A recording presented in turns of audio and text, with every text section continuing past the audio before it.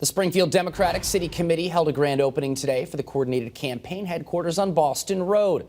Democratic nominee for Lieutenant Governor Kim Driscoll joined local candidates and elected officials at the event. We're so excited to be in Springfield to kick off the coordinated campaign headquarters and a big canvassing event. We've got, dozens of people who are interested in volunteering in this campaign. That's knocking on doors, making telephone calls, working hard to make sure people see the difference between the two candidacies and how we can work hard to make sure we have a strong vote on November 8th. Other leaders in attendance at today's event included Springfield Mayor Dominic Sarno, President of the Springfield City Council Jesse Letterman, State Representative Orlando Ramos, and others. A Republican campaign headquarters is also set up in Western Mass that is located in Pittsfield.